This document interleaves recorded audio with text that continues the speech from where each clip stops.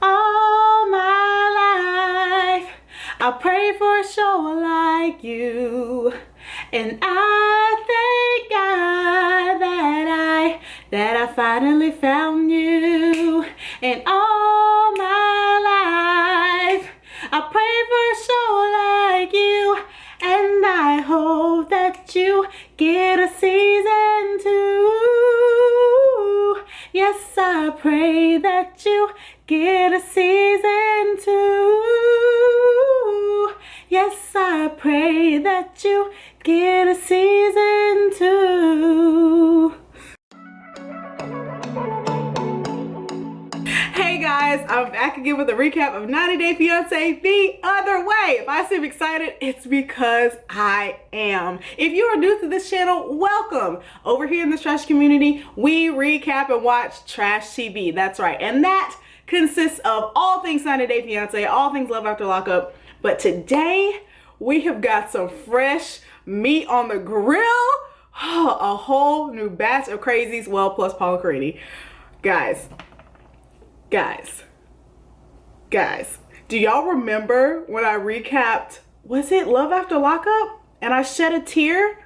Like, Love After Lockup, like, same level of satisfaction, excitement, all the things right now.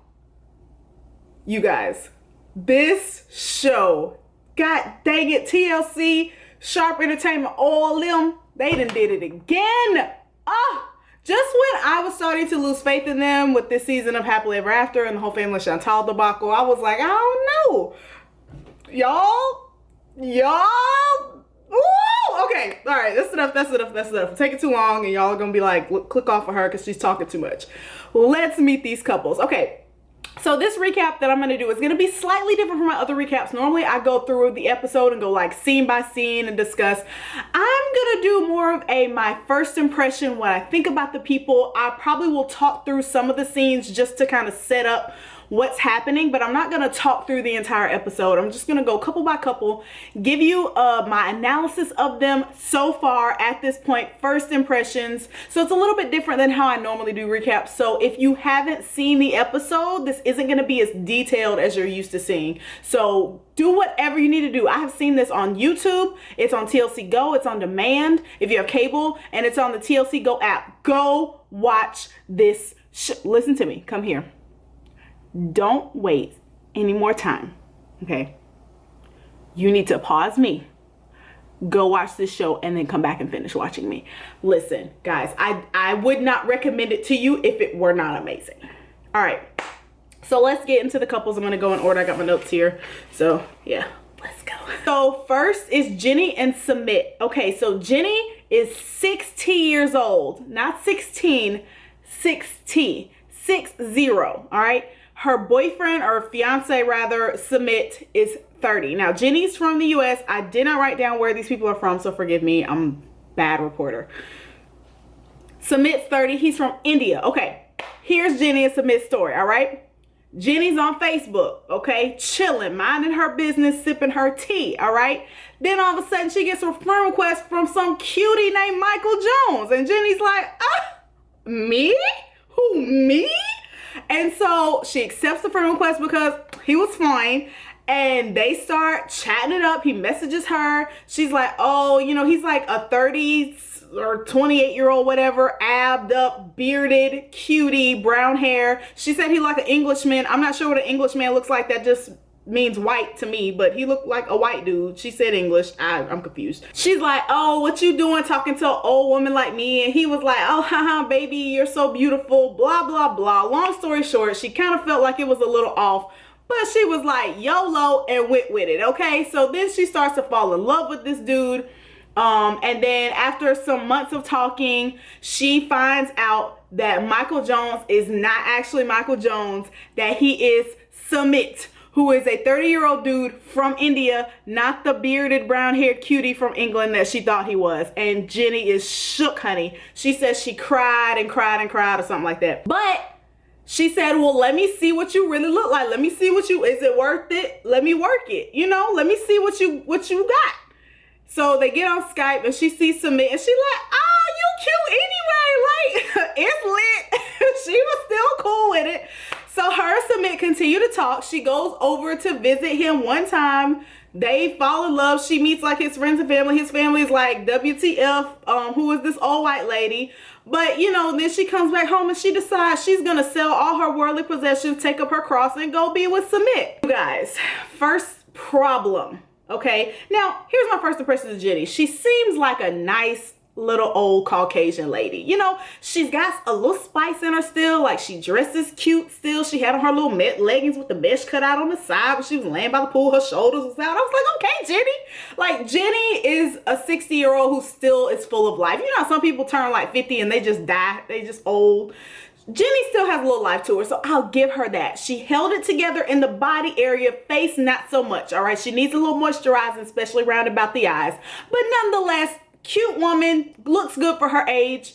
You know, so I give her that. Problem with Jenny, girl ain't got no coins, all right? The money is dwindling, and she goes to a financial advisor to try to figure out if she has enough money to make it in India with Sumit. Financial advisor basically sits there and tells her, girl, all right, the funds is insufficient. Okay, you're not gonna be able to make it. He gives her approximately 6 to 9 months, as if this is a cancer diagnosis or something.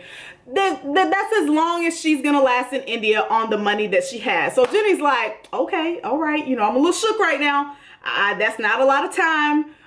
You know, I thought I had more money than that, but you know what? I'm gonna go ahead and apply for Social Security, okay? Not Social Security. I'm in Alabama, we say Social Security, all right?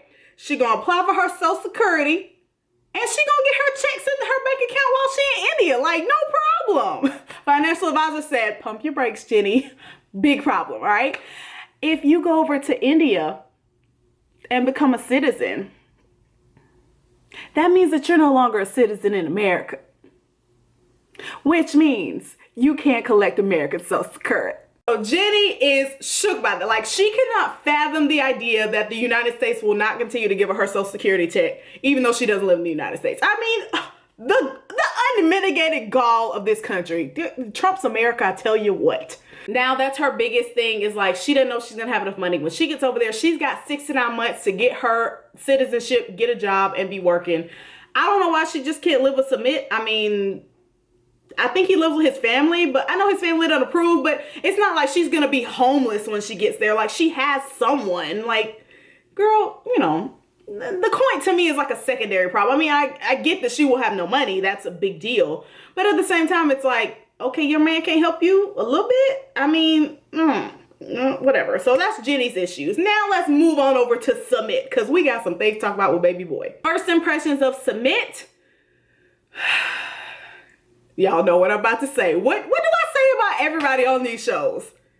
He a little slow, y'all. I'm sorry. I know I say it about everybody. I know. And I be getting on my nerves. I'll be like, why I think everybody's slow? But they be slow, y'all.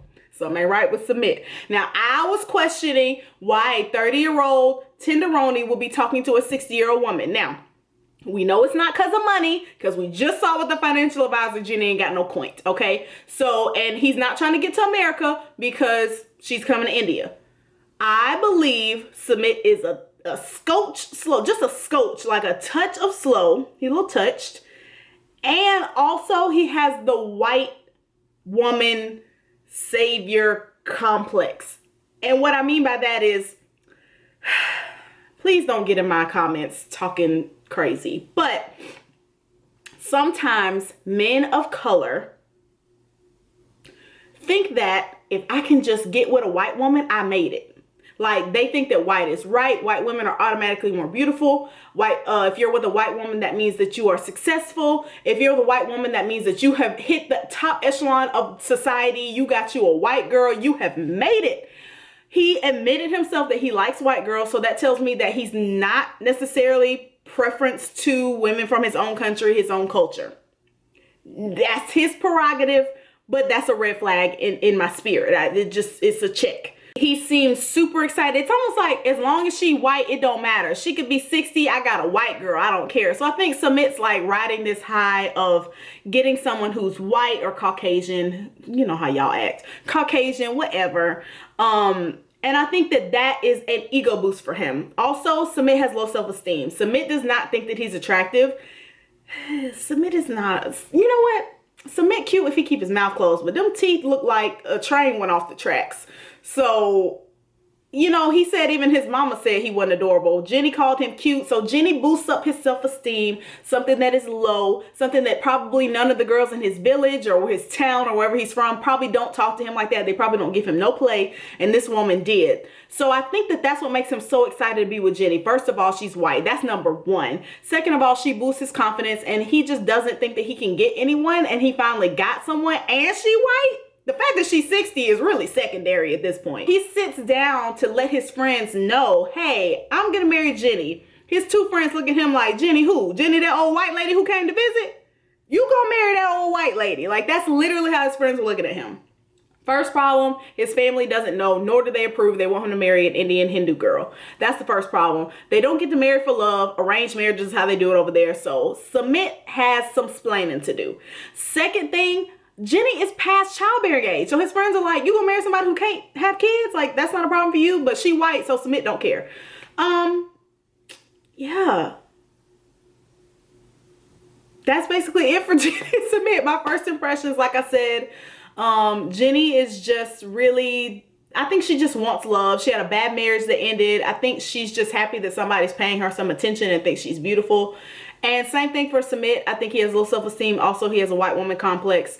And, you know, I don't know what's going to happen when these two get to India. I think the family pressures and the money is going to break them up. But best of luck to them. Let's move on to the next couple. Okay, so the next couple is Tiffany and Ronald. Tiffany is 27 and she's from somewhere in the United States. Ronald is from South Africa. Okay, so here's Tiffany's deal. First thing, I was shook, first of all, because we had another TLC crossover. So in the last couple, we had a catfish crossover. In this couple, we have a I didn't know I was pregnant crossover. Do y'all not remember that show on TLC where all those women didn't know they were pregnant? Their belly didn't swell up. They didn't lose their period. The baby never kicked. It's like some kind of pregnancy where the baby's like tucked up under their spleen or something. I don't know. Anyway, that's what happened to Tiffany. She was 18. She got pregnant, didn't know it. Started having stomach pains. Honey ran to the hospital. They were like, you 10 centimeters dilated. We got to get this baby out. She was like, what baby? She had baby Danny when she was 18. It was a big surprise, but you know, the father's not in the child's life.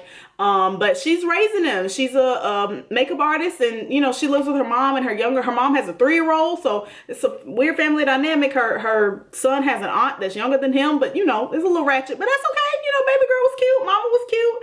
Everybody cute. Tiffany met Ronald on vacation. They met at a club or something and they danced together and fell in love. Something, honey. I don't know. My first impression of Tiffany was she's a really cute girl, okay? The problem that I have with Tiffany is that she has agreed to marry a man who has never met her son, yet she keeps talking about how important it is for a man that she marries to love her son. And I'm like, okay, but why would you, I wouldn't agree to marry, like I wouldn't even get engaged to someone who has not met my child. I'm not even going to say yes to you until you meet my child and I see that you love my child like he's your own. And I get that there's a distance and that it's very expensive to go to South Africa. But you know what? I mean, in that case, don't date somebody who lives super far away. If you cannot afford to fly over there and fly your kid over there to visit him, and I know everybody was bashing Nicole for taking May over there to Morocco, but at the same time, you gotta let these folks be around your kids if they're gonna be their stepdad, all right? So, you know, when she visited him the second time, she should have took little Danny over there with her or something so that these two can interact in person before the marriage. So that's my biggest issue with Tiffany. Second biggest issue is that she's kind of lying to her mom and not letting her mom know what's going on with Ronald. So basically, y'all, Ronald a crackhead. Okay, now I know he said gambling. I know he said he had a gambling addiction. But y'all, he got some crackish ways, okay? Homeboy said that he used to sell all his mama furniture. Mama used to go on vacation. She would come home and all her stuff would be gone. All her stuff. Everything out the house is sold. For some gambling? I mean, maybe it's possible, but that sounds like crack. But anyway, Ronald, we met him on, you know, he did a video interview with the producer. He seems immature. That was my first impression of Ronald. I get very young-minded. Just the way he said his name. I'm Ronald, I'm 27. He was like, I don't know. He seems immature. So that to me is kind of a red flag. It was a check in my spirit about that. And then a month after he did that little interview with TLC producers, he relapsed and then checked himself into a rehab. So he has been in rehab the past few months, and once he gets released, it'll be 8 days until the wedding. Tiffany's mom and younger sister know nothing about Ronald's past. They don't know that he is in rehab currently. So they go to try on her wedding dress, and then they go out to eat after, and she breaks the news to her family about his criminal past, how he got arrested for stealing, he got arrested for DUIs, and how he's in the rehab right now for the gambling addiction. Honey and mama and sister are shooketh. Mama basically says, no, it's a no-go. Don't take your son around this person. Y'all don't really know each other. You know, the sound motherly advice that she should be giving. But Tiffany said that that's her man and she loved him, and I don't want to hear nothing else about it. I'm going. So that was the end of that. Yeah, that's basically all my thoughts on Tiffany and Ronald. Biggest issue is the child. I don't like that she's marrying somebody that her child has never met. That really, really, really rubs me the wrong way. And that the first time they'll be meeting is literally 8 days before the wedding. I don't know. And Ronald seems really immature. I don't know if he's ready to be a husband and father. Guys are already less immature than us. Then you're going to throw husband and fatherhood on him all in one fell swoop, and he fresh out of rehab. That's a stressful situation. Homeboy's going to be snorting coke and smoking crack and gambling and doing all the things within 2 months of their marriage. It's not looking good for the home team. But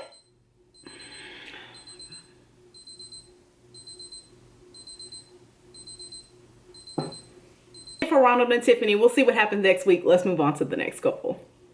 The next couple is Corey and Evelin. So Corey is 32. He's from Washington. I actually know this state because I paid attention when he said he lived in the woods in Washington on a Mormon compound, but we'll get to that. It's 26, and I put a question mark next to her age because let's just get into it, y'all. For all of you who watched this episode for the first time, I'm gonna need a show of hands in the comments for who believes Evelin is actually 26. If you think that Evelin is actually 26 years old, just put a hand up in the comments because I'm trying to see something. I do not, with every fiber of my being, believe that this girl's 26 years old. Literally, she aged as the episode continued. It was like every time I saw her, she looked older. She has to be at least 35.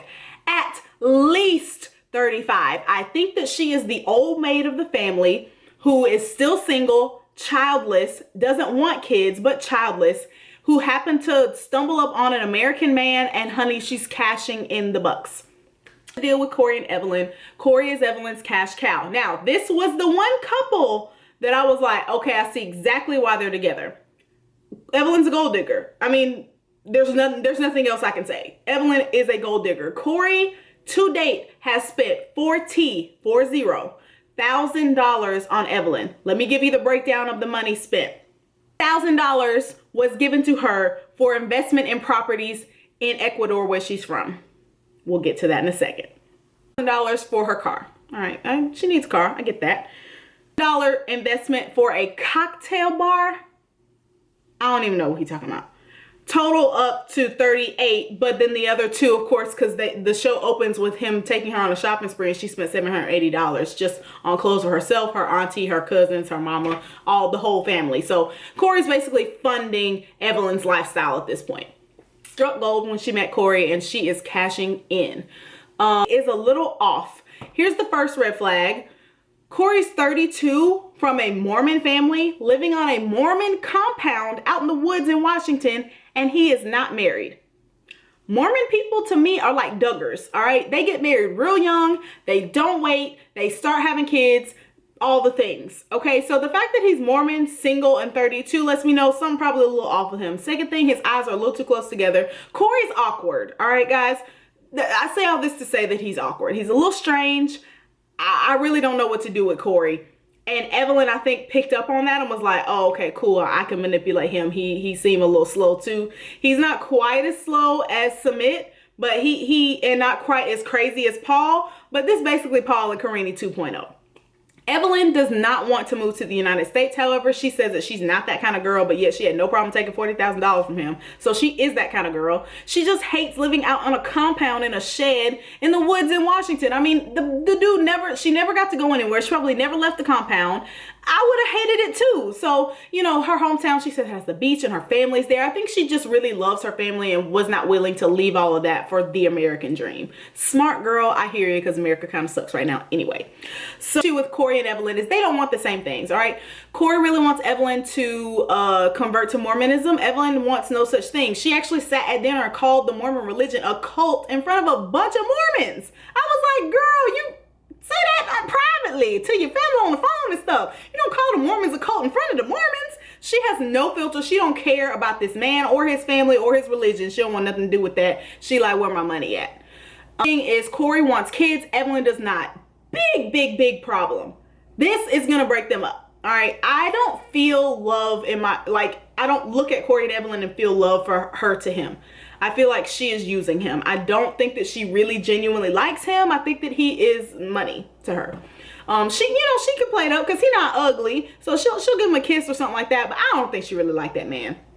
At the dinner, she starts, the dad was trying to basically say, maybe if you had a job or something where you could leave the compound, you would like it here. She was like, oh, in my culture, the man works and I'd be at the house. And so the dad was like, oh, well, doesn't that mean that you need to have a baby then? And she was like, oh, she was like, shoot, I ain't having no babies.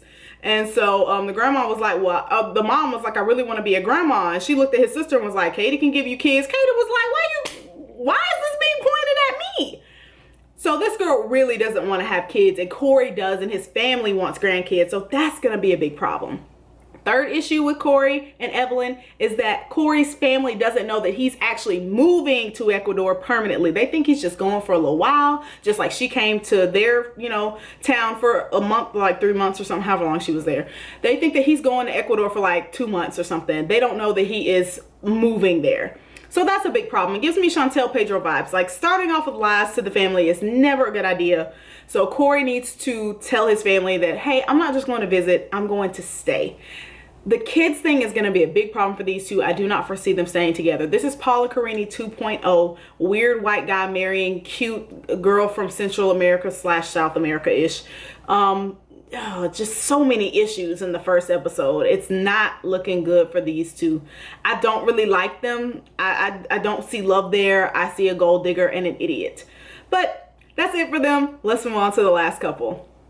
We're going to breeze through Paul and Karine super fast because the whole pretty much first third or 2/3 of their segment was just recaps of things that we have seen before. By the way, they did show Paul running up into the woods when he told Karine about his arson charge and stuff, and I laughed with glee like I had never seen it before. That will never not be funny.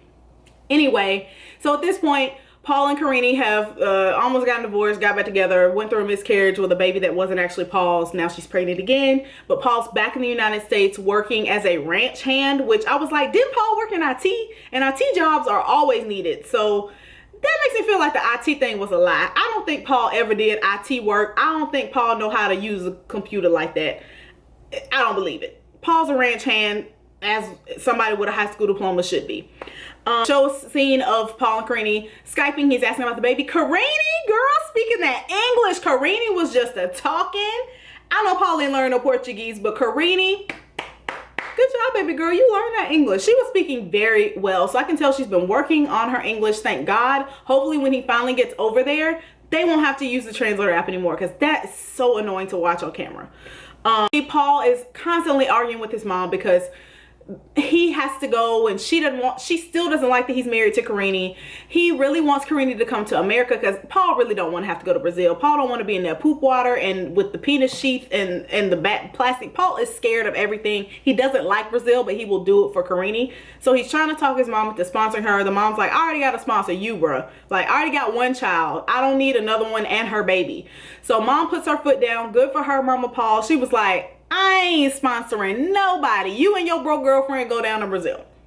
That mama's not gonna sponsor them. He basically packs up his whole life again, which I don't know how he has these 22 crates again of things to go back to Brazil. He gets to the airport, y'all, and finds out there is an embargo on Brazil and he can only take 2 bags, and he brought like 15. Paul starts flipping out. His mom is trying to be like, just take 2. You can send for the other stuff later. Paul's freaking out like, well, we gotta have the baby stuff. We gotta have this. Like, Paul, you can't take it. So just take what you can and go. So finally he calls Karine and it's just like, look, I can't come. All right. They won't let me bring more than 2 bags. I got all this stuff. I'm like, Paul, this is an easy fix. Leave that stuff with your mama. Take 2 bags of the most important things that you can find and go be with your wife. But he's like flipping out because he really don't want to go to Brazil anyway. It was a hot mess. He was raising his voice to his mama. I was like, who are you talking to? First of all, it was a mess. Paul is just fuming and just can't believe that he can't take all 15 of his bags with the embargo. Child, they leave it on that cliffhanger. I don't know what's going to happen with them. Oh, one thing I forgot. Paul says that he loves Karine and he's not going to give her a DNA test on this baby. Lie. I don't believe it. I think Paul is going to give this baby a DNA test too because he does not trust Karine at all. I don't trust Karine either. So I'm not even that mad about the DNA test because I know that first baby wasn't his. The one that God rest his or her little soul was miscarried. But this one might not be too. The timing always be a little weird. Karine always like to pop up pregnant when Paul be in America. And I just think that that's strange all the time. But anyway, best of luck to them. We'll see what happens with these 2 next week. Now, there are 2 couples that we have yet to meet. And that was Evelin. Hold on. Laura and Evelin. And Devin and Jehoon are the 2 couples that we haven't met yet. So hopefully they'll sprinkle them in next week. Remember, Devin and Jehoon are the ones with the baby on the way. Evelin and Laura are the other May December romance, kind of like Jenny and Sumit. And he's a personal trainer, honey, all kinds of bad. She's like an older version of Nicole, basically. Anyway, you guys, this premiere was everything. Thank you so much for staying with me to the end of this recap. If you'd like to follow me on Twitter at NICHI_P_tweets for all my live tweets during the show as it airs in real time. Yes, every Monday night at 9 Eastern, I'll be tweeting live as the show is airing. Thank you guys so much for watching. You have no idea how much I appreciate it. Don't forget to like, share, and subscribe if you like what I do here. Thanks for watching, guys. I'll see you next week. Bye.